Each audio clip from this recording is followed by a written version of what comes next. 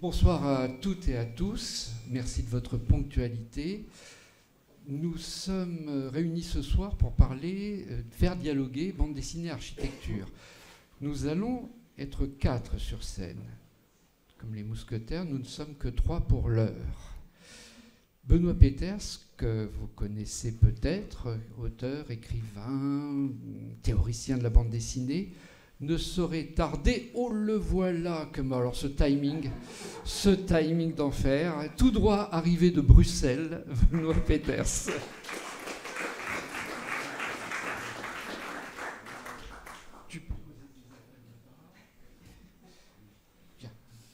Léa Muraviec, autrice de bande dessinée. Pierre-Alain Huniac, architecte. Et disais-je donc, Benoît Peeters, auteur de bande dessinée, scénariste, écrivain, théoricien. Je t'en prie.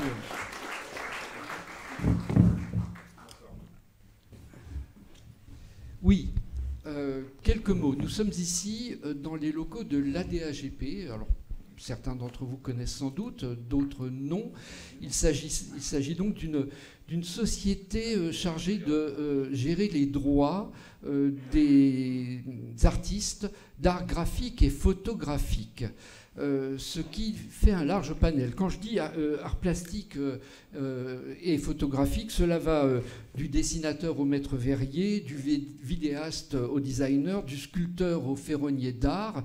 Ils ont tous leur maison ici même.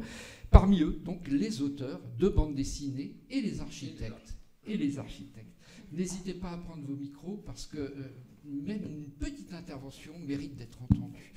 L'ADAGP a souhaité cette année, en cette saison, faire dialoguer la bande dessinée avec les autres arts. Alors, la bande dessinée elle-même est un art qui est à la croisée de bien d'autres arts. On a l'habitude de marier la bande dessinée, le dessin et la littérature, le dessin et le théâtre. C'est un art du dialogue, dit-on. On verra cette année peut-être si on arrive à la marier jusqu'à l'art gastronomique. Je sais qu'ici Benoît Peeters dirait oui, parce que c'est aussi un homme qui a travaillé autour de la gastronomie et de la gastronomie en bande dessinée. Donc peut-être un jour on se reverra pour ça. Mais en attendant, pourquoi avoir commencé avec l'architecture? Peut-être parce que c'est finalement ce qu'il y a de plus évident quand on regarde, quand on se plonge dans tous nos livres de bande dessinée, de se dire que l'architecture est à la fois une inspiration, est à la fois un décor, un personnage, elle-même un acteur, nous verrons, nous parlerons de tout cela.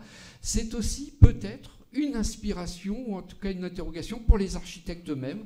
Nous en parlerons également. J'aurais presque envie donc de placer cette soirée sous l'égide de Numéro Bis, l'architecte d'Astérix et Cléopâtre, dont on sait tous qu'il finira par triompher de l'adversité. Peut-être commencer avec l'architecte Pierre-Alain Huniac.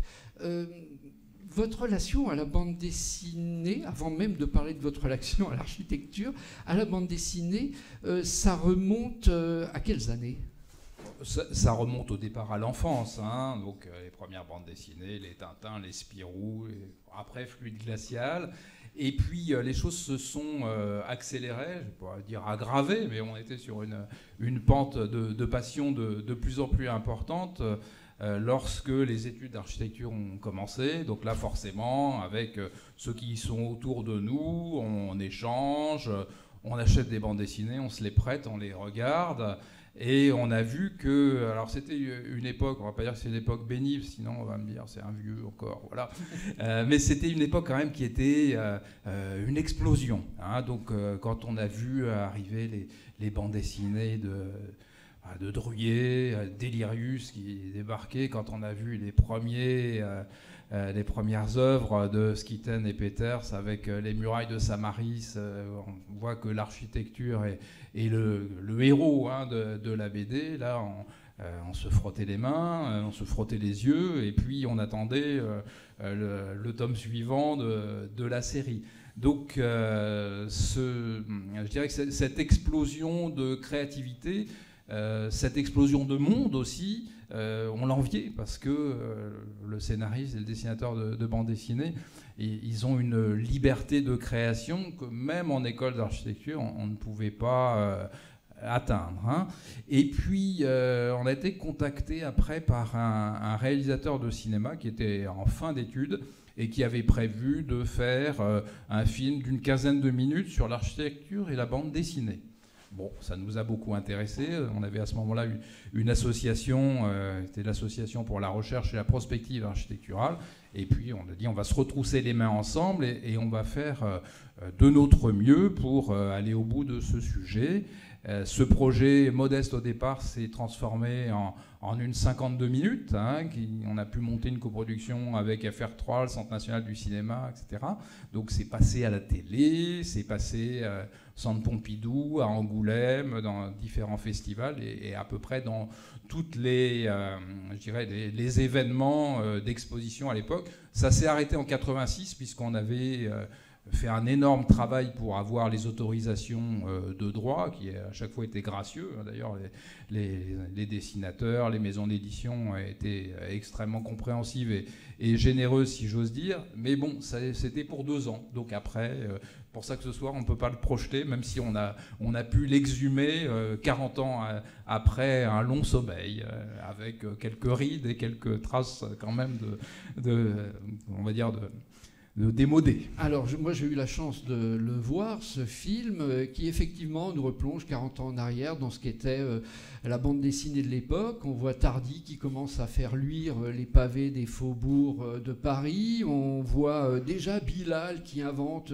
des cités futuristes. Vous avez évoqué Druyet, mais il y avait aussi Möbius déjà dans le paysage. Et il y avait déjà Schouten et Peters.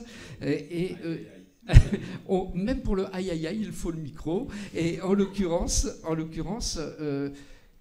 dès le départ, ce que vous avez fait avec François Schouten, votre partenaire de jeu en bande dessinée, principal partenaire de jeu, pas le seul, mais c'est quand même votre duo qui a marqué de cette empreinte, de cette relation bande dessinée-architecture. Comment c'est fait, comment c'est cristallisé cette inspiration qui a donné les images qu'on peut voir là. Alors je dis tout de suite que les images sont celles de Schouten et Peters. Quand Léa Muraviec parlera, on essaiera d'avoir, grâce à Antonin, les images de Léa et les choix procédés par Pierre-Alain Huniac quand il s'exprimera. Comment s'est cristallisée cette envie de mettre en scène l'architecture ? C'était à peine une envie, c'était plutôt une évidence. Nous nous sommes rencontrés, François et moi, je l'ai souvent dit, quand nous étions enfants, et nous avons notamment travaillé ensemble dans l'atelier de son père, qui était un architecte important à Bruxelles, et le frère aîné de François était lui aussi architecte. Il y avait d'ailleurs des débats au sein de la famille, parce que Luc, qui a collaboré aux premières bandes dessinées de François, était un architecte utopiste, passionné par le solaire, et le père avait participé un petit peu à la modernisation outrancière de certains coins de Bruxelles, et de ce qu'on appelle aujourd'hui la bruxellisation. Mais quand nous étions enfants, à 12 ou 13 ans, et que nous pratiquions la peinture sous sa direction, car il était peintre aussi, on voyait les maquettes dans l'atelier, qui étaient extraordinaires, les grands dessins au fusain, et des rêves de villes futures, mais qu'il voulait concrétiser. Moi, j'avais moins de culture architecturale, mais François vraiment baignait dedans.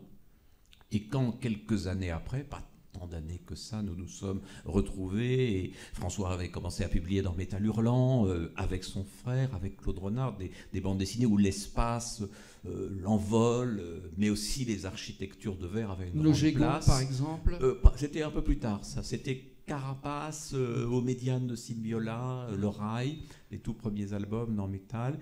Et donc, nous étions tous les deux des enfants des villes, évidemment. On avait grandi tous les deux à Bruxelles, puis moi j'étais à Paris, et j'avais écrit un roman qui s'appelait La Bibliothèque de Villers, qui était dans une ville imaginaire.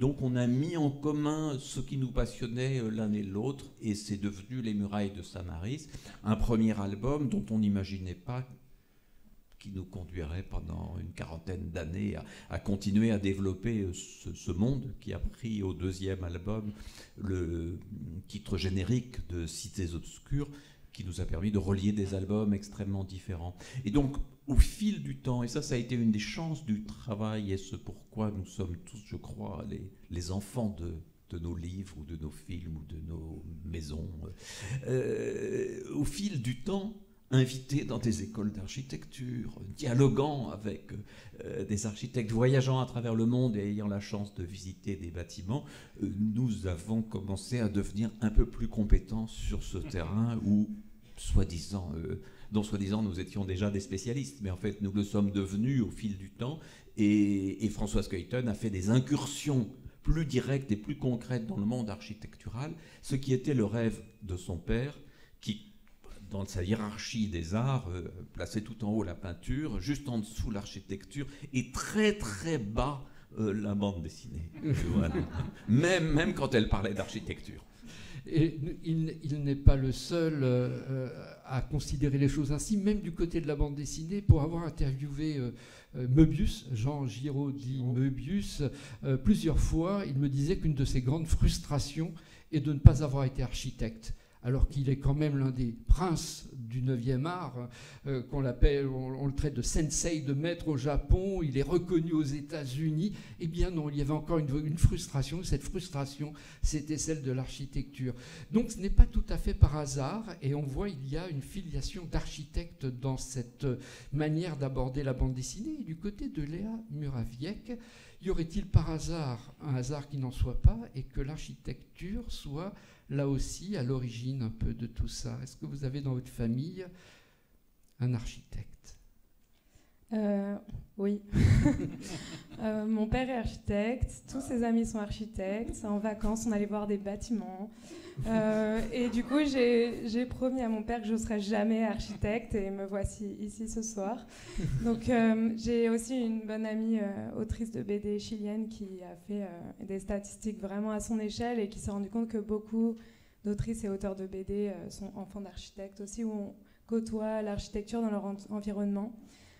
Du coup, moi, je ne sais pas très bien quelle est la filiation directe avec l'architecture. Je sais qu'on dessinait beaucoup à la maison et que j'ai l'impression que beaucoup d'architectes aiment dessiner. Enfin, voilà.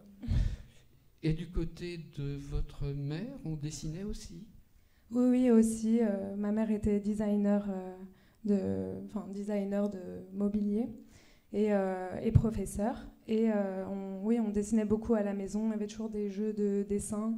Et je pense qu'il y avait une manière d'utiliser le dessin un peu, pas forcément dans son travail au quotidien, souvent, mais je sais que mon père, ça lui arrivait de dessiner des plans pour son agence d'architecture. Comme quoi, la pomme ne tombe jamais loin du pommier quand même. On peut le dire ainsi. Vous évoquiez, Pierre-Alain Hugnac, le fait que vous aviez beaucoup lu, et notamment à la fin de l'adolescence, cette génération d'auteurs qui prenaient naissance, Pilote, Métal Hurlant, À suivre, on les voit. Est-ce qu'il y avait là déjà une réflexion autour de pourquoi la ville, pourquoi l'architecture est mise en scène dans ces bandes dessinées? Alors, c'est vrai que dans le monde de la bande dessinée, l'architecture est avant tout urbaine, et on l'a vu se débrider au fur et à mesure, je dirais, des générations, des inspirations.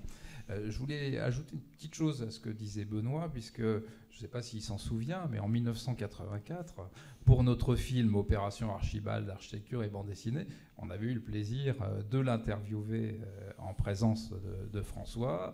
Et j'ai gardé quelques phrases. Donc, 40 ans plus tard. Voilà, 40 ans plus tard. Hein, donc François faisait le parallèle entre le possible et l'utopique. Et bon, c'est un peu le grand écart que effectivement le monde de la bande dessinée peut faire, mais c'est un petit peu plus difficile pour les architectes parce qu'il faut que ça tienne debout et puis il faut que les clients suivent. On a fait pas mal d'années après un livre qui s'appelle Les Portes du possible et qui se passe lui dans notre monde et pas dans le monde imaginaire des cités obscures. Et puis, il y avait des propos très intéressants sur le rapport entre le graphisme, la couleur, les influences, notamment Centellia qui citait déjà l'architecture solaire. Donc c'était ça très en avance. Centellia, on peut peut-être dire. Oui, Centellia, c'est un architecte italien de l'entre-deux-guerres. Bon, on est sur, on en reparlera. Bah, d'ailleurs, c'est pas mal avec Tony Garnier, les illustrations donc d'un architecte Grand Prix de Rome. Hein, donc je reviendrai architecte lyonnais. Architecte lyonnais, absolument. Hein, donc je reviendrai dessus un petit peu plus tard. Donc on est sur cette époque de l'architecture triomphante, de la ville sans fin. Donc autour de la ville, il y a un grand vide et puis on n'y va jamais. Je vous interromps un instant. Oui. Centellia, c'est un futuriste italien qui a la particularité de n'avoir presque pas construit. Il a dessiné, il a rêvé, et donc on peut prolonger son travail parce qu'il n'a pas réellement pris forme. Et il y a souvent dans les carnets des architectes ou les dossiers de choses non construites des projets plus fous et parfois plus fascinants, plus audacieux que ceux qu'ils ont bâtis. Centellia, disiez-vous, vos inspirations pour... alors, il y a l'art déco, l'art nouveau, mais il y a aussi... Il y a beaucoup de choses, parfois même des influences qu'on oublie, c'est-à-dire en feuilletant des revues, des numéros anciens de l'illustration, des revues liées à l'exposition des arts déco, etc. On s'arrête sur une image, François la transforme, et puis parfois on retient bien la personnalité de l'architecte et son nom, et d'autres fois l'image se combine avec d'autres choses. Mais l'inspiration que nous avons, ce n'est pas toujours l'architecture que nous aimons, c'est une architecture dramatique. Si on prend l'exemple, un des plus grands exemples dans l'histoire, là, non pas de la bande dessinée et de l'architecture, mais du cinéma et de l'architecture, Métropolis. Métropolis, c'est pas une architecture désirable, mais c'est une architecture dramatique, c'est une architecture frappante. Et si je vous dis que Le Corbusier, mais aussi Albert Speer, ont été des inspirations pour La Fièvre de Rubicon, ce n'est pas dire une admiration pour cette architecture, mais une fascination pour son lien avec le pouvoir.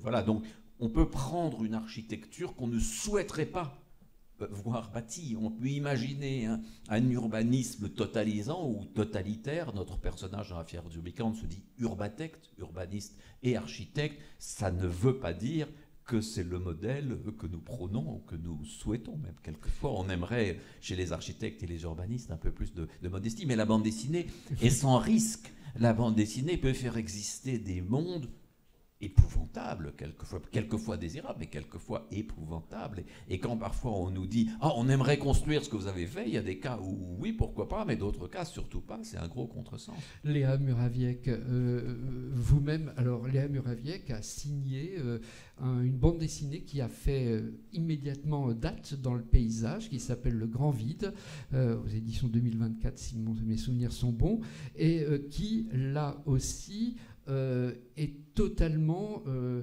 imprégnée d'architecture, puisque c'est une bande dessinée de grande cité. Elle est désirable, votre cité, à vous? Non, je vous déconseille d'aller y vivre. En fait, moi, Le Grand Vide, c'est ma première bande dessinée, donc j'ai eu une méthode peut-être un peu chaotique de travail. Mais en tout cas, au moment d'écrire, j'ai essayé plusieurs fois d'écrire cette histoire, et au bout d'un moment, j'ai essayé de mettre des images sur ce récit. Et je me suis servi d'un défi Internet qui s'appelle Inktober, qui vous parle peut-être. On peut redire, oui. Oui, je vais. Inktober, c'est un défi où beaucoup de gens publient un dessin par jour sur les réseaux sociaux pendant le mois d'octobre. Donc ça fait Ink, encre. Voilà. October. Voilà, et donc c'est des dessins souvent à l'encre, mais pas forcément, et souvent en noir et blanc. Et moi, je décide chaque année de m'en servir pour faire une sorte de point sur mon dessin et développer en 30 dessins, une série de dessins, un univers, quelque chose d'assez particulier dans mon dessin. Donc cette année, c'est tombé sur la ville et les bâtiments, parce que jusque-là, comme beaucoup d'étudiantes et étudiants en dessin et qui font de la bande dessinée, on n'est pas forcément très porté sur les décors au début, mais plutôt les personnages qui font vivre l'histoire. Et donc moi, j'avais envie de développer plus des décors urbains. Et en même temps, je me suis dit, je vais développer cette histoire que j'ai en tête, qui était l'histoire du Grand Vide. Et donc petit à petit, au fil des dessins, je me suis vraiment concentrée sur la ville, et j'ai fait comme si Je me baladais dans ce monde. Qu'est-ce qui se passe au coin de la rue? Où est-ce qu'on mange dans cette ville? Qu'est-ce qui se passe quand on regarde par la fenêtre? Et donc, un peu à la manière dont on visiterait une ville à l'étranger, je me suis baladée dans cette ville et cet univers en capturant plein de plans variés.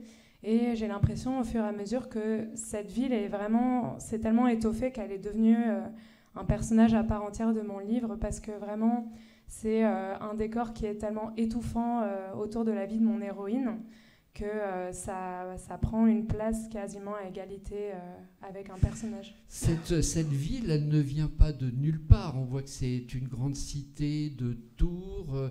Vous aviez des inspirations quelque part? Vous avez regardé de quel côté? Alors, j'ai essayé de ressortir beaucoup d'émotions que j'avais pu avoir quand je vivais. Donc, j'ai vécu 4 mois à Shanghai pour les études. Et donc, ce plan que vous voyez là, par exemple, c'est une nuit, je suis montée sur le toit d'un copain, le toit d'un des gratte-ciel où il habitait, et c'était une vue qui ressemblait un peu à ça. L'impression qu'on aura beau regarder à perte de vue, on verra toujours des immeubles et toujours des gens qui y vivent. Et donc, j'ai essayé de cibler un peu chaque émotion, peut-être un peu angoissante, que j'avais pu ressentir dans une très très grande ville, pour les mettre en scène visuellement. Donc j'ai eu aussi quelques références forcément aussi est-asiatiques, vu que je lis aussi beaucoup de mangas, comme Yuichi Yokoyama ou Katsuhiro Otomo, par exemple, pour Akira. Je vois Benoît Peeters qui hoche la tête de satisfaction, qui approuve les choix de manga de Léa Muraviec. Oui, mais qui montre à quel point l'architecture traverse toute l'histoire de la bande dessinée.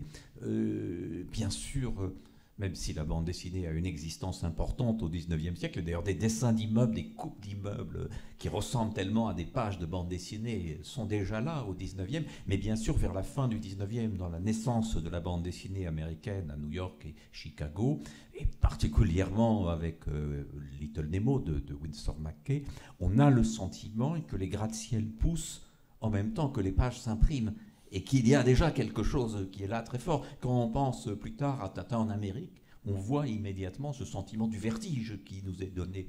Quand on voit les bandes dessinées de Franquin ou de Will dans les années 50, on voit le design et les grandes baies vitrées, les formes modernes qui apparaissent. Et c'est une constante. Et peut-être par cette affinité qui fait de l'architecture autre chose qu'un thème, mais une rencontre formelle. Bien sûr, le dessinateur, la dessinatrice, Léa Muraviec, comme Marc-Antoine Mathieu, comme bien d'autres, organisent des pages qui représentent des bâtiments, mais aussi qui s'organisent avec un parcours de l'œil, un rapport à la verticalité qui est quelque chose de tout à fait incroyable. Un bon auteur de bande dessinée, une bonne autrice de bande dessinée, sait que sa page, c'est une étrange forme verticale qui se parcourt à la fois horizontalement mais aussi en diagonale avec toutes sortes de jeux et de compositions, alors qu'un mauvais auteur de bande dessinée, si tant est que ça existe, c'est celui qui additionne des images et qui a l'impression que ce sont des petites vignettes juxtaposées qui ne forment pas synergie. Et ça, on s'en rend compte très très vite. J'avais vu comme ça dans des pays qui avaient peu de tradition de BD, des étudiants ou étudiantes en illustration, qui disait j'ai fait une BD et on voyait bien que quelque chose de ce mouvement-là leur échappait. Leur page était sans architecture. On construit une planche comme on construit un bâtiment.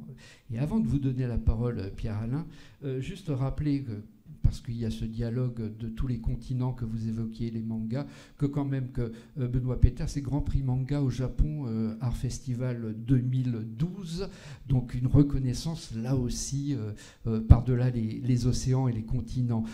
Pierre-Alain Huniac, vous avez, je crois, cette idée qu'il y a une...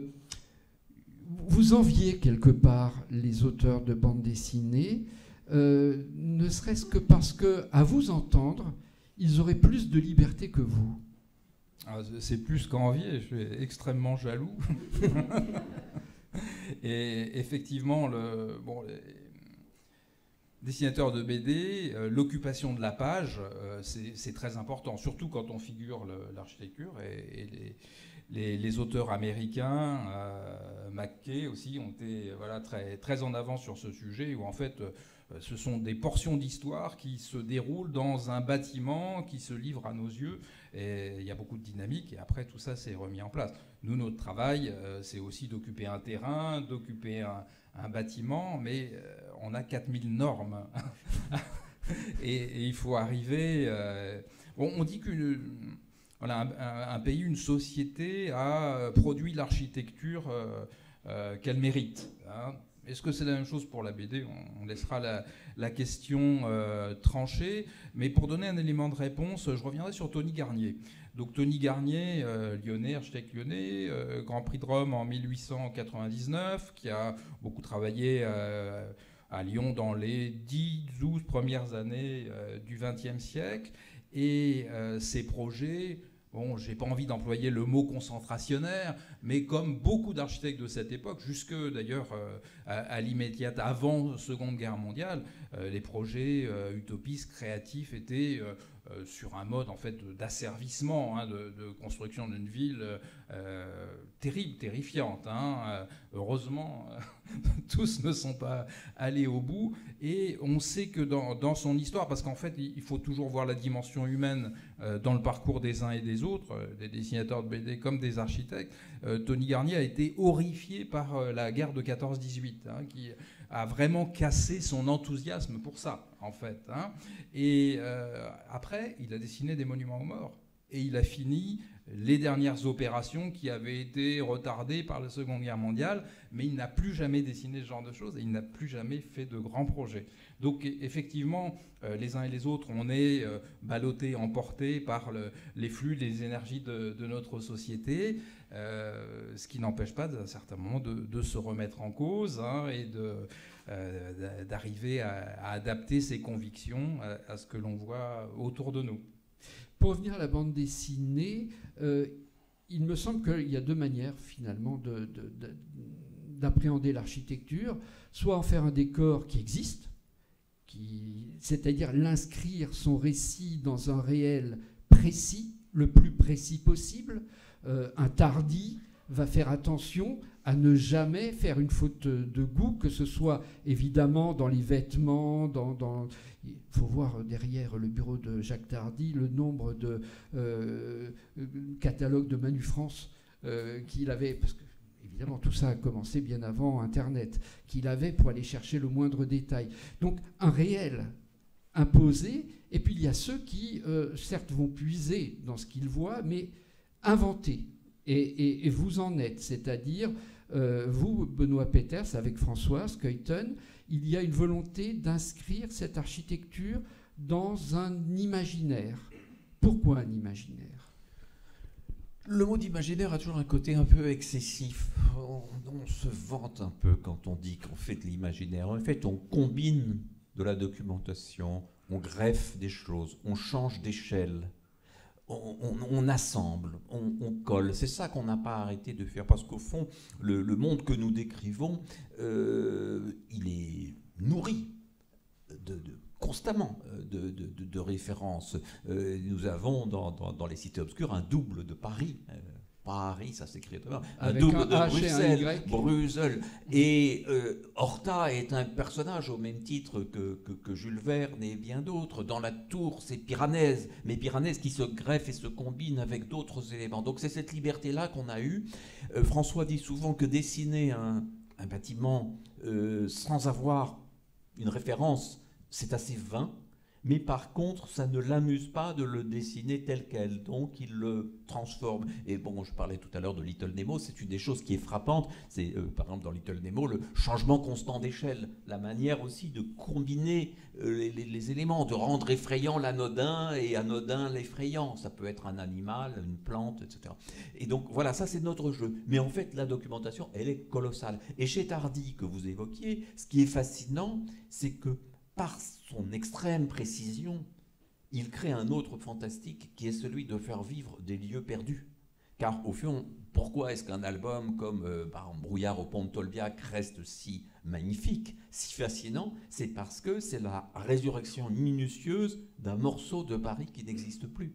Et donc, finalement, son pari est aussi imaginaire que le nôtre, mais c'est un imaginaire qui plonge dans un état du réel qu'il a parfois dû reconstruire petit à petit, alors que chez nous, on pourrait s'amuser à aller chercher, ou chez Bilal, aller chercher les sources. Et tout le monde a des sources. Et au fond, l'imaginaire, pour le dire d'un mot, s'il peut nous toucher, s'il peut être autre chose qu'un délire solitaire ou un délire à deux, c'est au moment où il fait écho à des réalités, des problèmes, des crises, des angoisses qui sont les nôtres. Un imaginaire totalement détaché, c'est extrêmement ennuyeux. Quand vous voyez des mondes où les planètes explosent sans arrêt, mais que vous n'avez même pas eu l'occasion de comprendre qui vivait là et pourquoi, finalement, c'est une sorte de feu d'artifice assez vain. Ce qui est intéressant, c'est que ces mondes qu'on dit imaginaires existent et qu'on vibre avec leurs personnages face aux problèmes qu'ils rencontrent. C'est ça qui nous intéresse, au fond, que ce soit, oui, des fables et des métaphores ou des contes qui nous parlent. Ce que vous dites sur l'inspiration, sur ces mondes qui ont une existence préalable à la manière dont vous les mettez en scène, en les combinant, me fait penser à ceux qui ont lu Bilal et qui ont eu la chance, quand le mur est tombé, quand en 89 on a pu aller à l'Est, et arriver à Prague, par exemple, en 90, et de voir des bâtiments qui étaient tous tenus par des étais et tous dégoulinants, en train de s'effondrer presque, mais des beautés architecturales qui étaient en déliquescence. Mince, on est dans un décor de Bilal. Je ne dis pas qu'il n'a rien inventé, mais là, d'un seul coup, on se disait, Bilal lui-même vient de quelque part. Ce n'était pas rien. Et vous-même, Léa Muraviec, votre vie, vous disiez, les quelques mois passés, je crois que dans le cadre d'Erasmus, vous étiez donc à Shanghai, vous avez d'autres inspirations, des photographes, qui d'ailleurs ont regardé du côté de l'Est aussi, peut-être. Qui sont-ils Oui, je voulais aussi aller dans le sens de Benoît Peters par rapport à la construction de mondes qui sont un collage de plein d'aspects du réel. Je pense que quand on lit même un monde imaginaire, on a quand même envie de s'ancrer, enfin de retrouver quand même quelques éléments du réel comme porte d'entrée en fait dans cet univers. Et donc moi je me suis aussi inspirée d'un photographe qui s'appelle Michael Wolff, qui a photographié des villes comme Hong Kong, du coup où je suis jamais allée, mais qui joue aussi sur l'espace et le volume, qui fait beaucoup de très gros zooms, et donc ça aplatit un peu toutes ces volumes, toutes ces tours. Et il a aussi fait une série sur Boston, au moment du crépuscule, où on voit toutes ces baies vitrées s'allumer. Donc il y a un jeu de jour-nuit assez intéressant. Et donc, en fait, ce que je voulais dire, c'est que moi, j'ai essayé de faire une synthèse entre plein de choses angoissantes de plein de très grandes villes pour un peu se situer partout et nulle part en même temps, et donc créer quelque chose d'un peu transversal. Et oui, et puis j'ai aussi été inspirée on n'a pas des images, mais par la dernière BD de Bérénice Motet-Narbonne qui s'appelle Métadogos, qui est aussi... elle aussi inspirée par le manga et la bande dessinée est-asiatique. Mais c'est vrai que, moi j'ai essayé de penser aussi, même à travers cette référence de ce photographe Michael Wolff, à penser des façades d'immeubles même comme des motifs. J'ai beaucoup travaillé comme la ville comme un motif aussi pour m'amuser moi-même en tant que dessinatrice et renouveler un peu ce décor. Et aussi pour pas être trop dans la réalité, parce qu'au fond, moi aussi, ça m'ennuie pas mal de juste reproduire une photo. Personnellement, c'est pas quelque chose que j'aime spécifiquement développer quand je dessine. Et donc, d'essayer de trouver des éléments graphiques intéressants à développer et qui donnent... même si j'avais dessiné un décor réaliste qui fait que je transcris quelque chose en dessin. Et même si on fait du reportage, même si on essaie de s'attacher à la réalité assez précisément, on est quand même des personnes qui dessinent et qui retranscrivent quelque chose, donc ce ne sera jamais à 100% réel. Michael Wolff, que vous évoquiez, parfois ça confine à l'abstraction, où on a des images qui peuvent faire penser à du Mondrian, alors qu'on ne voit que des façades d'immeubles découpées dans le cadre. Pierre-Alain Huniac, Là, on parle d'immeubles, on parle de grandes villes, on verrait presque les super-héros se balancer d'immeuble en immeuble, parce que s'il y a bien un lieu du comics américain, c'est bien la ville, et la ville est vraiment ce qui va des bas-fonds jusqu'au sommet de la ville. C'est là que s'inscrivent les récits des super-héros. Vous regardez plutôt ailleurs, et vous avez envie de regarder même peut-être en Afrique, au-delà de la Méditerranée. Et donc une autre architecture, et pourtant une architecture où s'inscrivent des images. Absolument. Donc je pense qu'il y a encore aujourd'hui des mondes, on y arrive, où des habitants qui sont des bâtisseurs, et le mot bâtisseur, il faut le revendiquer. Donc, dans l'histoire de notre métier d'architecte, en fait, la scission s'est produite à plusieurs reprises. On sait que les plans dessinés remontent à une actualité récente, puisqu'il y a une grosse découverte en 2023, avec une pierre gravée. Donc, elle a pu être datée parce que les couches sédimentaires le permettaient. On est à 9000 ans d'aujourd'hui. Et c'était un plan d'installation d'enclos liés aux premières activités d'élevage. Toutes les dates que l'on pouvait connaître sont battues en brèche actuellement, avec tous les moyens technologiques et les découvertes. Les choses qu'on pouvait lire il y a 5 ans, il faut les oublier. Et là, il y avait un plan assez précis d'implantation d'enclos. On sait qu'après, sur certains papyrus égyptiens, les Égyptiens travaillaient avec un système de quadrillage. Et pendant très longtemps, donc maintenant je vais plutôt employer le mot de bâtisseur, le dessin c'était sur le sol. Donc on traçait sur le sol en vraie grandeur, mais éventuellement à partir d'un certain nombre de schémas. En Grèce, on sait qu'il n'y avait pas de distinction entre, on va dire, les maîtres maçons et les concepteurs. Pourtant, tout ça a été extrêmement pointu, extrêmement minutieux, extrêmement détaillé, extrêmement harmonieux, avec des jeux de perspective que l'on connaît tous, qui sont absolument incroyables par rapport à la gestion des lignes de fuite, etc. Et après, on va continuer un petit peu l'histoire, parce que c'est la représentation en fait de l'architecture pendant sa création, voire pendant sa construction. C'est un vrai sujet, et le dessin est au cœur de ce sujet. La distinction entre, on va dire, le concepteur et le bâtisseur est arrivée assez tard. Il y a un exemple en Italie, donc dans la ville de Sienne, où des documents contractuels, souvent c'est autour des contrats que les choses se passent, ont été retrouvés. On est dans la deuxième moitié du XIVe siècle, et dans le contrat, il y a une élévation de la façade relativement précise, avec le nombre d'étages et le dessin, la forme des fenêtres.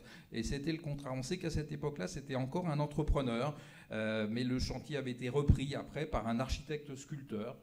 En France, c'est arrivé plus tard. Par exemple, j'ai eu la chance de beaucoup travailler sur un immeuble de Louis Levaux, donc construit sur l'île Saint-Louis. Et Levaux, on a cette filiation entre les gens qui font avec leurs mains, et puis ceux qui... les dessinateurs aussi, mais ceux qui construisent avec leurs mains et ceux qui dessinent. Donc cette filiation, elle est assez claire et de plus en plus tracée. Louis Levaux était le fils d'un maître maçon, et lui a commencé à dessiner et a réalisé 6 ou 7 gros hôtels particuliers sur l'île Saint-Louis.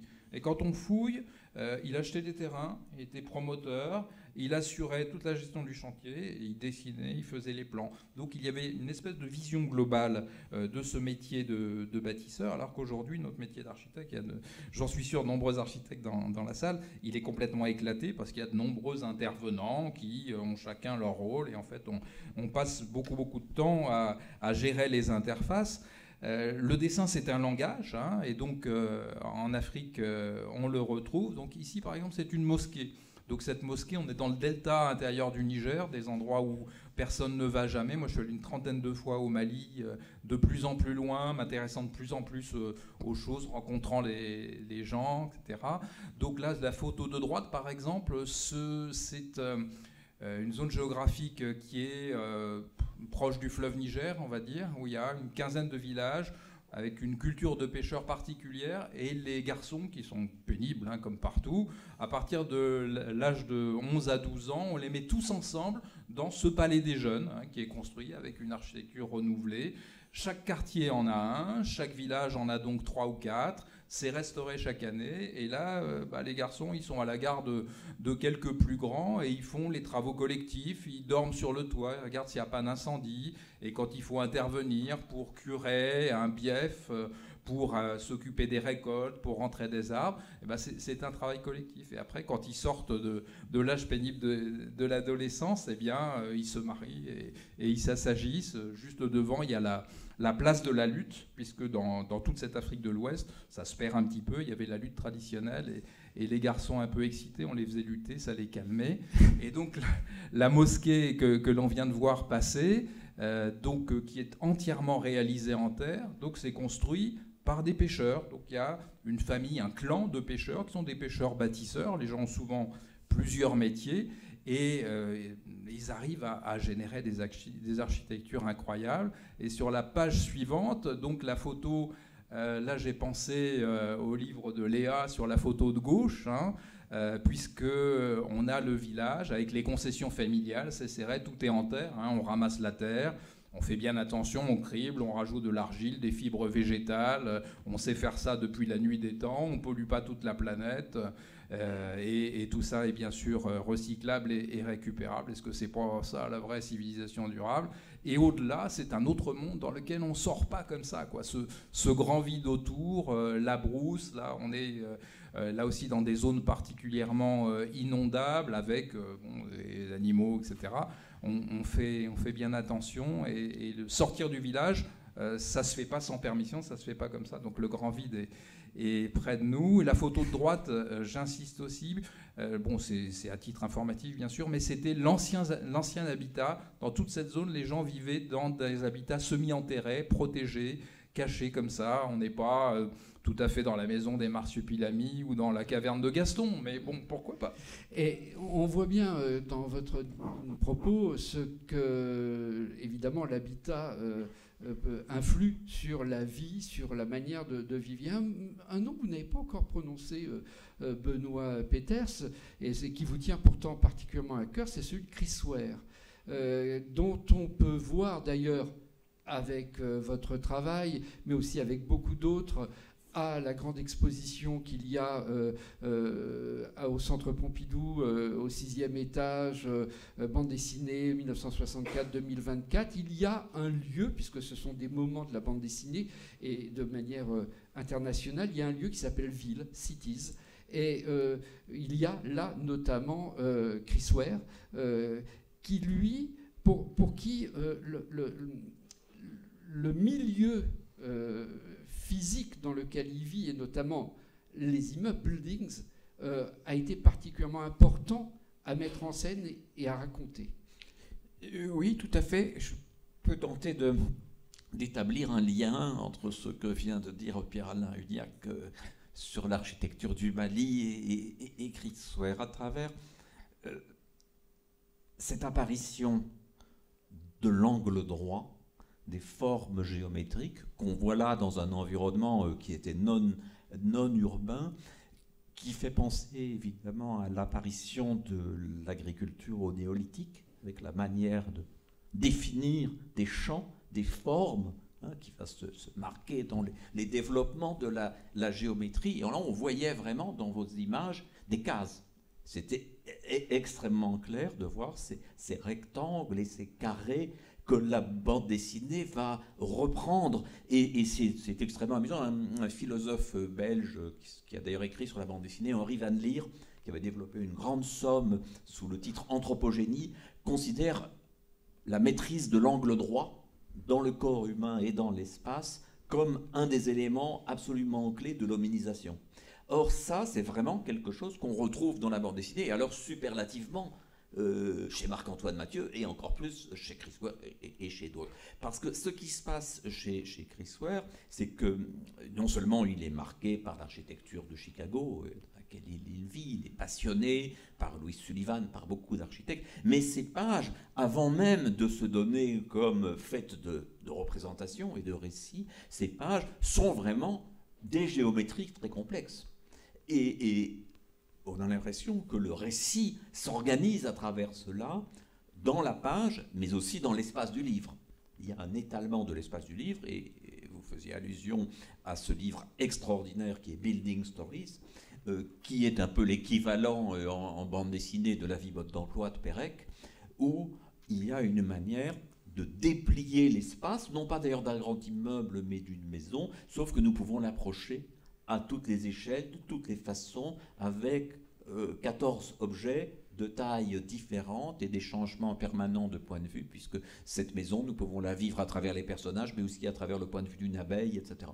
Alors, c'est une chose, bon ici on voit une image là, de l'enfant penché, c'est aussi des géométries extrêmement fortes, donc l'organisation de la page et de la case se redouble, se multiplie par des éléments, par exemple, là, ce qui nous amusait dans l'enfant penché, c'est toutes ces structures verticales et horizontales, et cette malheureuse jeune fille, Mary, qui est penchée à 30 degrés et qui va dérégler tous les espaces et, dans un premier temps, devoir s'y adapter. C'était déjà le cas dans la fièvre d'Urbicande, où le cube se développait, la structure cubique, mais en réseau de travers. Vous voyez ici que, enfin, on le voit en petit, la jeune fille a accroché un cadre de travers sur une colonne. Là. Il y a un petit élément où elle a essayé de retrouver son propre équilibre.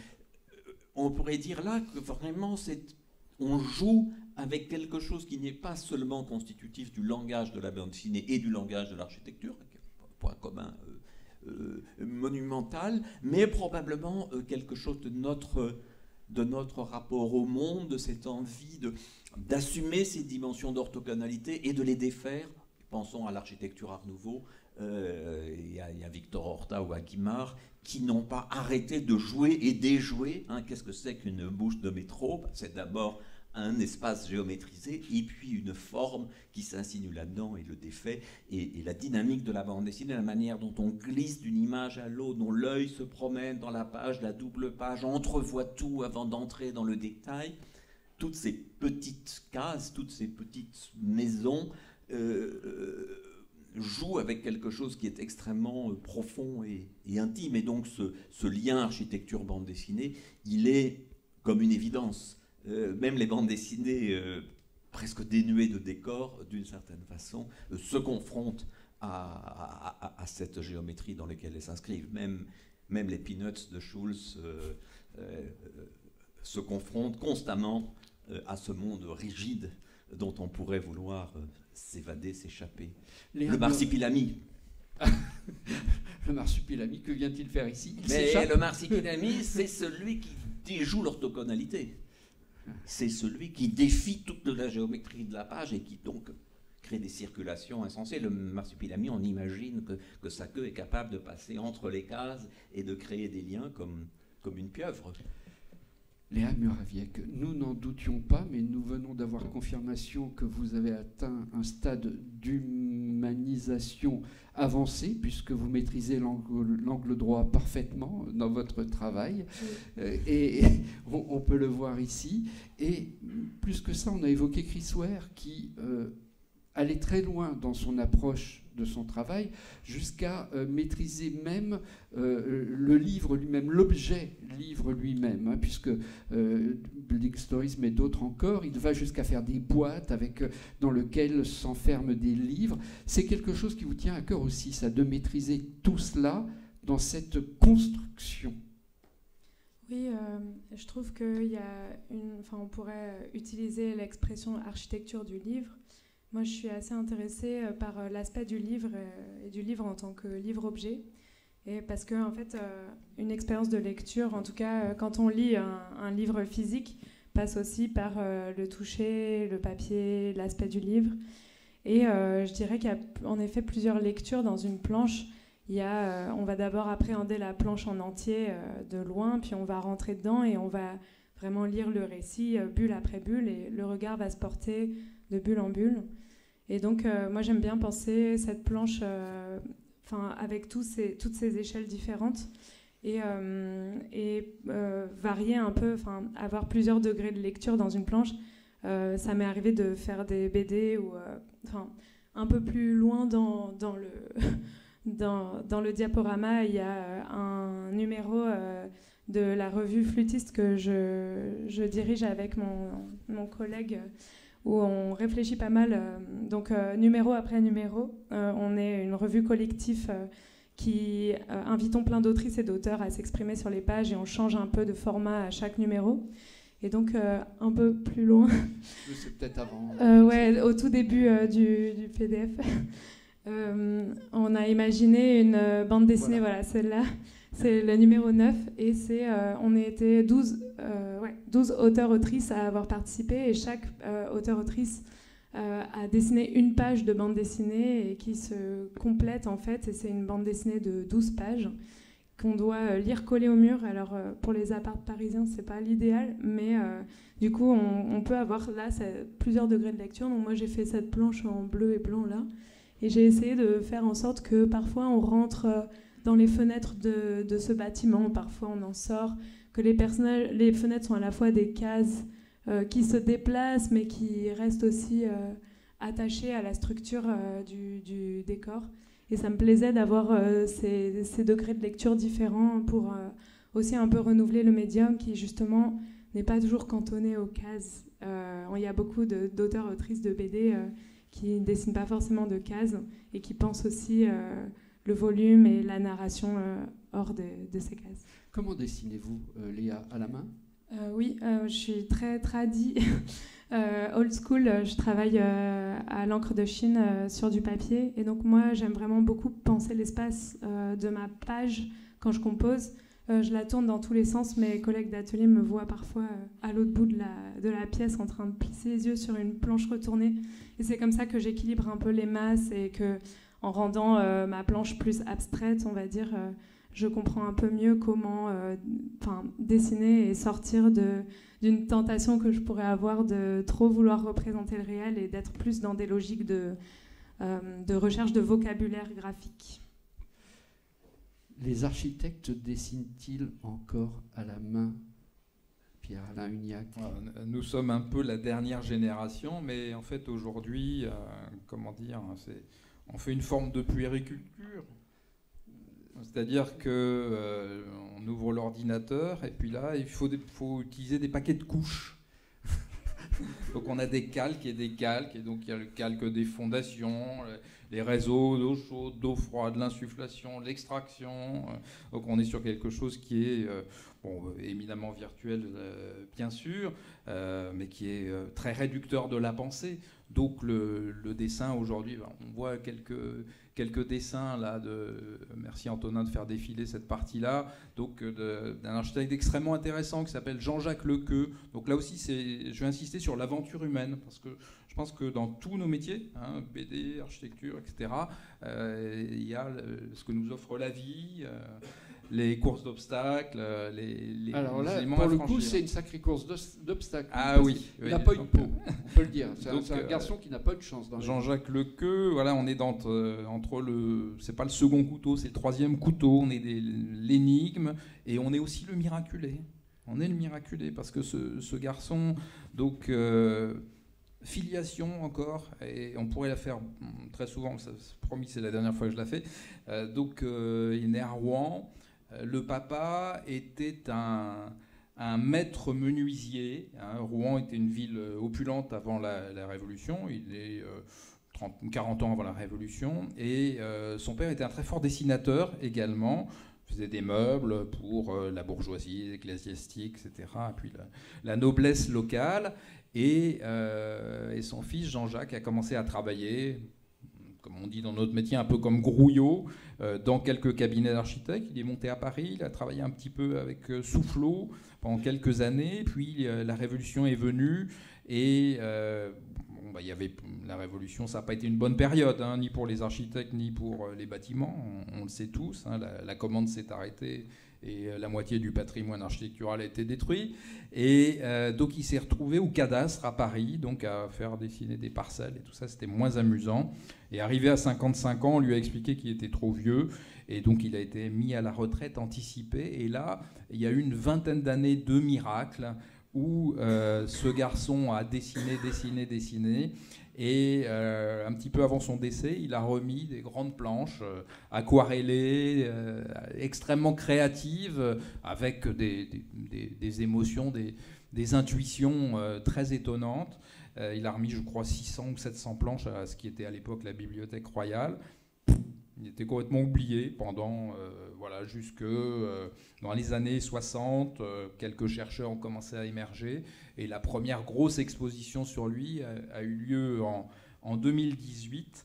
Et, au Petit Palais, c'est celle du Petit Palais? Oui, celle du Petit Palais, absolument. Et c'était très étonnant parce que non seulement il dessinait ce que vous pouvez voir là, mais il dessinait aussi d'une mode. Pour ceux qui ont eu la chance de voir cette exposition, ces visages, ces autoportraits sont d'une modernité absolue. Incroyable. On croirait que ça a été dessiné hier, aujourd'hui même. Et c'est un architecte qu'on peut dire de papier, comme Astérios Polype, par exemple, de Mazzucchelli, que vous connaissez sans aucun doute, Benoît Peters, qui raconte cette histoire d'un architecte de papier, un architecte qui finalement ne construira pas. Je voudrais juste ajouter une petite chose, et en fait... c'est le coup du chaînon manquant. Donc Marc Lambron, journaliste et romancier au Point, lorsqu'il y a eu cette exposition, nous a livré une phrase incroyable où il nous dit « Le visionnaire Lequeux paraît dessiner le chaînon manquant entre les vertiges de Piranèse et les cités obscures de Skytten et Peters. »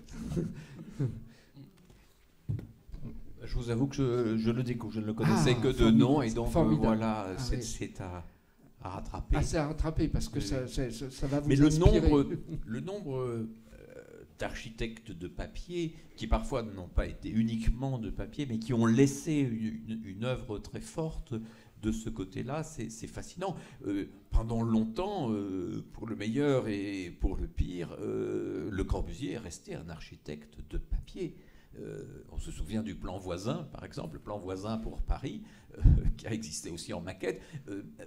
C'est à la fois le rêve de la cité rationnelle, et ça nous conduira un jour vers des choses comme Brasilia, et en même temps c'est un cauchemar, parce que c'est l'éradication du passé. Alors tant qu'on dessine, tout va bien, et nous, quelquefois, quand on se hasarde avec François à des interventions dans le réel, 3 dimensions, on essaye que ce ne soit pas directement dans des lieux d'habitation, mais dans des lieux de transition. Par exemple, une station de métro, comme la station Arts et Métiers, c'est une bulle de fiction dans l'univers du métropolitain. Mais même si vous la trouvez étrange, bizarre, certains nous disaient à la RATP, ça va être anxiogène, vous n'avez pas à y vivre. Elle ne s'impose pas à vous comme un espace complet. Et la scénographie, la muséographie, peuvent constamment proposer des espaces de cet ordre. On ne vous choque pas en disant qu'effectivement c'est un peu anxiogène quand on traverse Arts et Métiers? Oui, peut-être. Moi, ce qui m'intéresse le plus, c'est les gens qui ne sont pas dans la station, qui sont plongés dans leur smartphone et qui tout d'un coup voient une lumière un petit peu différente. Et donc, si on ne connaît pas... Qu'est-ce qui s'est passé quand je me suis endormi, quelque chose a changé. Voilà, ça, je pense que c'est un rapport non agressif de propositions fortes.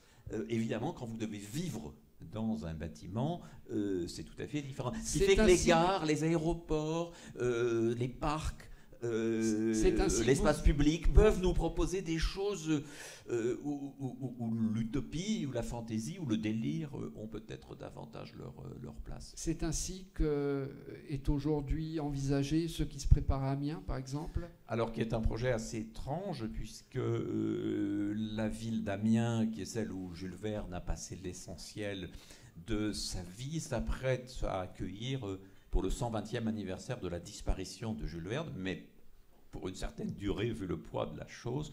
Une sculpture monumentale dans un nouveau quartier, autour de la halle Freycinet, reliée aux ortillonnages, et où l'objet que François a conçu, le nautipoulpe, mixte de nautilus et de poulpe, qui est au cœur de notre album récent, Le Retour du Capitaine Nemo, va exister là, en bronze. Sur quel volume, quelle taille? Je crois que le tentacule le plus haut atteint 7 ou 8 mètres et l'ensemble fait 12 mètres, pèse un nombre de tonnes invraisemblable parce que bon, c'est du matériau noble, du matériau dont le vieillissement est prévu, c'est relié à l'eau, il a l'air de surgir. C'est quelque chose qui introduira dans un quartier moderne un élément de fiction qui peut-être angoissera certains, fera faire des cauchemars aux enfants, séduira d'autres, plongera dans le récit. Et une des choses peut-être qui nous gênait dans l'utopie moderniste qu'on a encore connue, ou que le père de François animait à sa façon, c'était ce désir de rationalité pure, de fonctionnalité parfaite dans l'organisation de la ville, etc. Et nous, notre travail, c'est toujours de remettre du récit. L'idée que cet objet a des racines, qu'il plonge loin dans le sol, qu'il s'élance loin, et donc qu'il réintroduit dans l'espace urbain un élément de surprise, ce qui au fond a été le cœur des villes pendant très très longtemps, où le rapport entre la rationalité nécessaire et les greffes incessantes, les transformations, l'intégration de la ruine, le fait de rebâtir, de compléter, etc. La ruelle qui débouche, enfin tout ce qui a été théorisé par Camille Ossite et d'autres, c'était des éléments absolument constituants du charme des villes et de la manière de les occuper, de les transformer sans arrêt, l'architecture sans architecte, l'urbanisme sans urbaniste, et qui à un moment a cessé, et peut-être que là, la bande dessinée a joué son petit rôle en se disant, mais voilà, une ville, elle est portée par un récit. Par exemple, nous, dès le début des Murailles de Saint-Marie, je vais m'arrêter là-dessus, on entre dans une ville, on s'en rapproche, non pas en zoom direct, mais par une sorte de mouvement très étrange, mais qui reste l'œil d'un humain. Et cette manière de recomposer l'espace n'a rien à voir avec le regard posé sur une maquette ou les trajets virtuels dans un espace reconstruit informatiquement. Nous, on essaye de proposer un espace qui ressemble à un trajet, ce trajet fut-il biscornu. Vous me donnez plusieurs pistes quand vous parler comme ça. Là, j'ai entendu ruine, et donc réemploi peut-être, on y viendra. J'ai entendu également d'autres mots. Et Léa Muraviec, vous, est-ce que vous appuyez votre travail, et de votre travail, j'allais dire, d'architecte du papier, sur justement des matériaux, des choses qui pourraient peut-être vous inspirer pour le dessin et vous inspirer pour la construction. Est-ce que ça vient de... Ou est-ce que vous allez utiliser un matériel ou un matériau qui, pour le coup, vous parliez de la plume, de l'encre, qui doit être mis au service de votre imagination, ou est-ce que c'est l'inverse? Non, j'essaye comme je disais, de développer un langage graphique. Par exemple, quand je dois dessiner tous ces immeubles, je me demande comment les autres le font et j'observe, j'analyse et j'ajoute ce que j'aime bien à mon vocabulaire à moi. Donc voilà, j'essaye de travailler sur le motif et d'épuiser un peu les potentialités que peuvent m'offrir mon médium, le pinceau et la plume.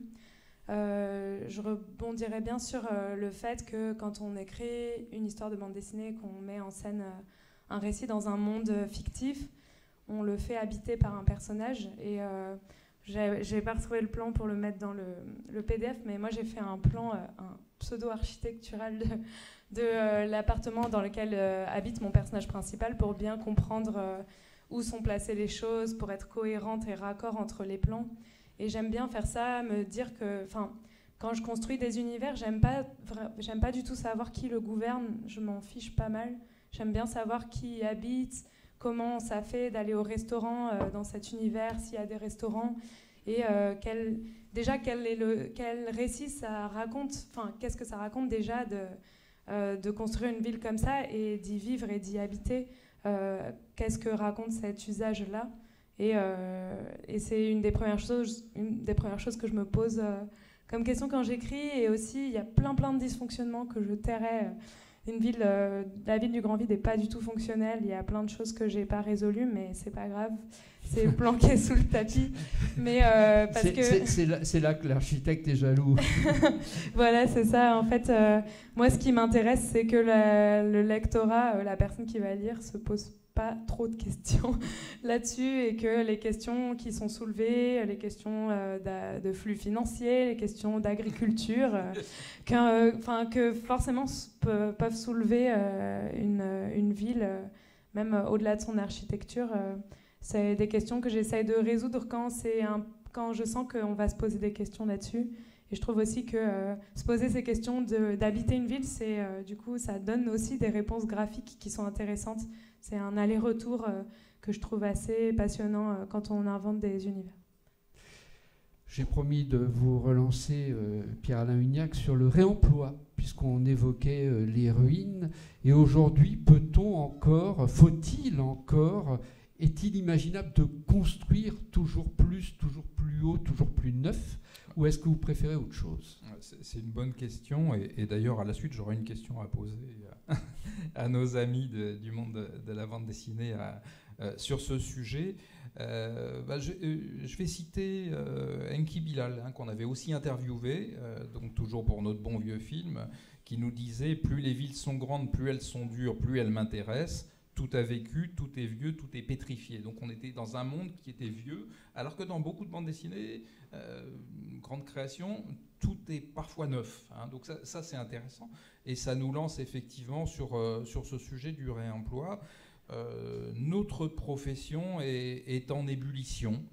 Je pense que de nombreux architectes ont remis complètement en cause leur pratique, non pas sur les méthodes de travail ou sur, je dirais, la manière de concevoir leur métier, mais se sont mis dans une position qui est éminemment créative, qui est celle de voir les choses autrement. Donc on sait que la réhabilitation aujourd'hui, ça doit représenter à peu près 70% de ce que l'on fait dans les pays développés. Donc c'est l'essentiel du métier, ce qui n'empêche pas d'être créatif. Quand j'ai eu la chance de faire le projet de la DAGP, donc de restructurer et d'aménager les locaux dans lesquels nous sommes, il a fallu partir sur l'intuition et les croquis. Je n'ai pas répondu complètement tout à l'heure sur ta question sur le dessin. Le croquis instantané, quand l'image mentale, je ne sais pas si on aura le temps de parler de l'image mentale, mais c'est un sujet qui est aussi très intéressant dans nos activités. Quand l'image mentale se cristallise, il faut aller très vite, il faut la mettre sur le papier. Donc ici, c'était des locaux d'une maison de couture, extrêmement cloisonnés, pour sans doute des raisons de confidentialité. Ça ne marchait pas du tout par rapport aux objectifs de la DAGP. Et donc, c'était une composition dite classique à 3 points, c'est-à-dire qu'il y a 3 vecteurs à faire vivre ensemble. Bien entendu, l'ensemble des activités de la DAGP, support, droit de suite, etc. Tout ce qui fait le fond du travail de cette institution extrêmement attachante. Il y avait également la partie accueil, ouverture aux ayants droit. Donc, il faut que les gens qui travaillent ici rentrent, se sentent chez eux et aillent facilement à leur lieu de travail. Il faut que les ayants droit, qui sont la raison d'être, je ne sais plus, 50 000, 60 000, sont très nombreux, ils trouvent également leur place dans ce qui est leur maison. Et puis également que des événements ouverts, comme ceux d'aujourd'hui, c'est-à-dire des gens qui ne font pas forcément partie d'une manière ou d'une autre de la structure, mais puissent rentrer et se sentir chez eux et trouver leur place. Donc il a fallu décloisonner beaucoup, mettre en place les flux qui allaient bien, vérifier auprès des 4000 normes, les pompiers et machin, que tout ça pouvait fonctionner, parce qu'on est code du travail et ERP à la fois, donc c'est pas dans tous les manuels. Et donc après, c'est sur la base d'un croquis initial initial, hein, qu'on met la fluidité, les passages, les énergies en fait en place, et puis après le reste c'est le reste, et ça se passe bien. Donc le réemploi, l'évolution de la profession d'architecte, je pense qu'aujourd'hui on est quand même assez nombreux dans la profession à être en avant-garde, et c'est aussi pour ça que je suis allé beaucoup en Afrique, hein, pour voir comment les gens faisaient pour rien détruire autour d'eux.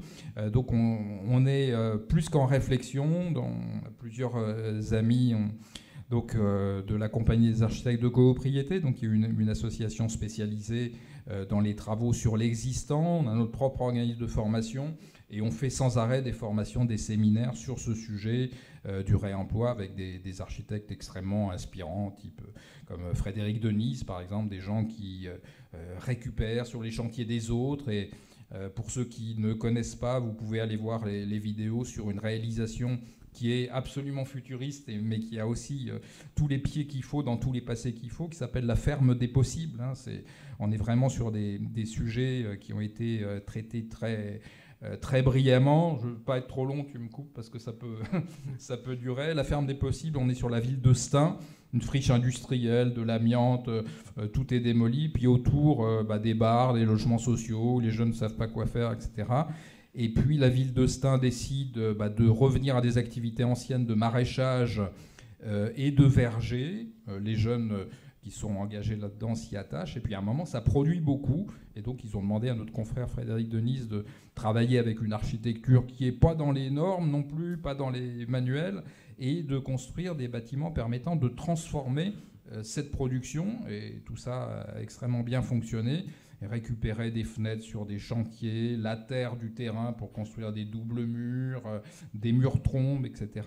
Et aujourd'hui, les EHPAD, les écoles, les entreprises qui sont autour, tout le monde vient acheter ces produits sur place ou se font livrer. Donc ce sont des initiatives. Si on veut sauver la peau de notre monde, on a intérêt à se bouger, à aller dans ce sens-là.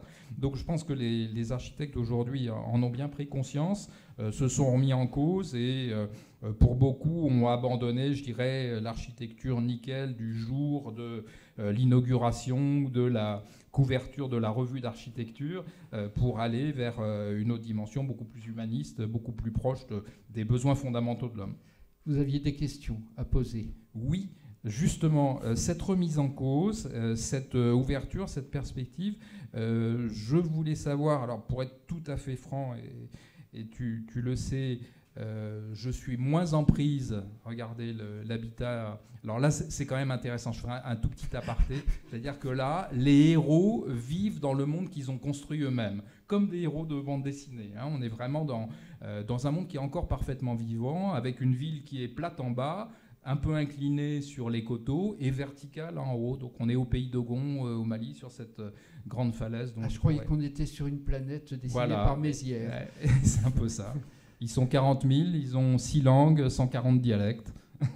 La question, je voulais savoir quel était aujourd'hui le ressenti, je dirais, des auteurs au sens large de bande dessinée par rapport justement à la remise en cause des notions de développement, de course sans fin vers le progrès, etc.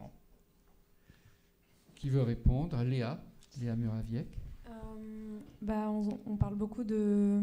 Enfin, si on parle de matérialité, on parle beaucoup de surproduction en bande dessinée déjà. Ah oui, 6000 bandes dessinées vendues, titres nouveaux chaque année en France désormais. Et ça, c'est des logiques de marché, des logiques d'industrie qui sont liées au fait qu'on produit des livres sur un modèle industriel.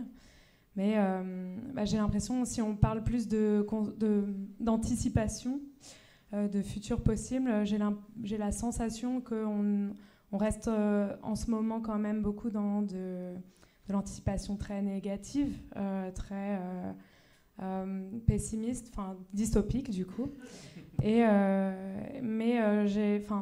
J'aimerais bien voir plus peut-être d'utopie possible, ou en tout cas de monde créé qui propose des solutions en fait, parce que si on veut continuer comme ça, disons que beaucoup de livres de science-fiction qui sortent sont assez négatifs, mais je sais que on est plusieurs à se poser cette question de quel est l'impact de lire un récit dystopique ou utopique. Et les livres de Lisa Blumen, par exemple, qui sont aussi de la science-fiction, réfléchissent aussi à hauteur d'être humain. Elle a fait un récit qui s'appelle Avant l'oubli et qui parle de la Lune qui va s'écraser sur la Terre et on suit les derniers instants des personnes. Bon, ok, c'est super tragique. Mais disons que elle a fait un autre livre qui s'appelle... mince, j'ai oublié le nom. Mais du coup, qui parle aussi des relations entre les êtres humains et comment on peut aussi construire l'avenir en se recentrant sur des relations entre personnes et pour construire une ville comme ça. Mais c'est vrai que pour ceux qui lisent abondamment, on va dire, de la bande dessinée d'aujourd'hui, cette bande dessinée-là qui met en scène des architectures est une bande dessinée pessimiste, est une bande dessinée dystopique, comme vous le disiez. Était-ce le cas il y a 40 ans, quand les uns et l'autre génération, la génération précédente, démarraient? Il me semble peut-être un peu moins. On sortait des années 60-70. Il y avait une sorte de parenthèse qui nous faisait voir peut-être les lendemains qui chantent, ou c'était déjà fini? Pas vraiment chez nous, en tout cas. Peut-être dans certains albums, mais bon, sûrement pas chez Bilal non plus, quelle que soit la période. Nous racontions dans les années 80 peut-être une mise en question de l'utopie moderniste quand elle était encore vivace. Aujourd'hui, qu'elle n'est plus si présente, la critique a moins de sens. Et c'est vrai que parfois on a des envies de fragments d'utopie. Et en même temps, en tant que raconteur d'histoire, quelle que soit la séduction des dessins de mon ami François, j'ai toujours envie de raconter ce qui se défait, ce qui ne va pas, ce qui ne fonctionne pas, même à l'intérieur du cadre qui semble le plus idéal. Vous connaissez la fameuse formule, les peuples heureux n'ont pas d'histoire. Et moi, je suis un raconteur d'histoire, donc forcément, pas forcément de grands malheurs et de grandes dystopies, mais en tout cas d'inadaptation, de crise, de monde qui est sur le point de se défaire. Et bon, je repensais au réemploi, à l'histoire qu'on a faite autrefois. Regardez là une image du centre Pompidou, malheureux. Là. Voilà, c'est un jeune docteur qui est un peu à l'image du jeune Freud à Paris, chez Charcot, et qui a des maux de tête, des céphalées assez violentes. Et des tuyaux colorés lui sortent de la tête, on l'arrête comme espion, on le fusille, et au moment de sa mort, le centre Pompidou sort du sol de Paris. Alors voilà, une maladie. Centre Pompidou qui désormais a bien besoin de quelques années pour se refaire une santé. Et voilà, vous voyez, donc là, il y a vraiment des maux de tête, et c'est un peu le cœur de l'histoire, la pauvre enfant penchée, la ville d'Urbicante qui avait l'air parfaite et qui est quand même victime de phénomènes relativement insolites et difficiles à vivre. La tour dans laquelle notre personnage essaie de vivre. Alors voilà un lieu de réemploi, c'est-à-dire la tour de Babel, ce mythe de Babel qui ressemble d'ailleurs à certaines de vos images du pays d'Ogon, qui n'arrête pas de se rebâtir, qui a son immense projet, son immense élan, mais qui est déjà travaillé par la ruine alors qu'elle n'est qu'à mi-chemin, quoi. Voilà. Donc ça, c'est le travail des raconteurs d'histoire. C'est peut-être pas de proposer des lendemains qui chantent, pas forcément non plus des lendemains qui déchantent, mais de montrer la crise à l'œuvre chez chacun et dans chaque lieu. Voilà, c'est ça qui nous intéresse plus que de faire du didactisme. Il y a aujourd'hui en bande dessinée peut-être de très belles réalisations dans la bande dessinée dite du réel, mais en même temps... Parfois, on est en train de se demander à nouveau, la bande dessinée peut-elle être éducative, au sens un peu pesant du terme. On a beaucoup de bandes dessinées animées de bonnes intentions et d'un néodidactisme qui me fait un peu peur. L'enfer est pavé de bonnes intentions, et cette invitation à lire des histoires est ce que nous retiendrons tous les quatre ce soir, et j'espère vous aussi. Nous avons longuement parlé, ça fait déjà presque 1h20 que nous sommes en train de discuter de ces relations entre architecture, ce dialogue architecture-bande dessinée. en espérant que cela vous donne envie non seulement de vous replonger dans toutes ces bandes dessinées, mais d'y chercher un peu la trace de ce que nous avons évoqué. Peut-être une dernière question, a-t-il une bande dessinée, un décor de bande dessinée dans lequel vous souhaiteriez vivre, Pierre-Alain Huniac? J'ai entendu dans la salle le village des Schtroumpfs. Little Nemo. Ah bah oui, alors le public, pendant que vous réfléchissez, allons-y. Parlez un peu fort, je vous écoute. Le village d'Astérix, très bien. Le village d'Astérix, voilà. Un peu parti là-dessus. Très bien. Mais les Schtroumpfs, c'est bien aussi. Hein. D'autres choses? Pardon? Ah oui, oui, pourquoi pas. Calvin et Hobbes. Ah, je ne connais pas. Le dauphin d'argent. Ah, le vagabond des limbes, absolument. Oh là là, quelle série. Ok, Pierre-Alain, vous avez réfléchi? Astérix, ça me conviendrait assez bien, en tant que vieil Auvergnat. Benoît, je ne vous demande pas si vous aimeriez vivre dans vos villes, on a compris que non. Non, je préfère. Ah, micro, s'il vous plaît. Je préfère vivre dans la diversité et le chaos du réel. Non, j'ai pas envie de me perdre entre les pages d'un livre. Léa Moraviec. C'est vrai que c'est une question qui revient souvent sur les réseaux sociaux. Dans quel univers on aimerait vivre, mais il y en a très très peu qui sortent. Ouais, bah, je dirais moi, peut-être dans le monde de Full Metal Alchemist, mais une fois que tout est résolu à la fin. Une de vos grandes lectures d'adolescente. Oui, c'est un... Oui, pardon. Non, c'est un univers qui parle aussi justement de... c'est très actuel. C'est un univers dans lequel on sent qu'il y a eu un coup d'état qui se fomente dans un univers où on utilise l'alchimie. Et en fait, il y a un groupe, c'est l'armée qui dirige ce pays fictif, des dirigeants qui ont été impliqués dans un génocide qui a décimé une énorme partie de la population. Et donc, ces personnes qui sont présentées comme les gentils se demandent s'ils sont légitimes pour refaire le monde de demain. Et je trouve que c'est vraiment une histoire qui se termine, qui est très très intéressante, qui prend des responsabilités très intéressantes de son univers sombre et qui essaye de trouver des portes de sortie. Et je trouve que ça nous apprend encore beaucoup de choses. C'est un récit qui a bientôt 20 ans, je pense, qui a été publié au début et milieu des années 2000 et qui est toujours assez actuel, de Hiromu Arakawa. Et quant à moi, je ne peux que constater que dans quelques semaines, comme un certain nombre d'entre nous, on va retourner à Nérac aux rencontres Chaland et où on est hébergé systématiquement dans le domaine des dieux. Et donc la bande dessinée existe, est sortie de terre et on se retourne sur Astérix. Merci à tous de votre abondante présence et de votre écoute attentive.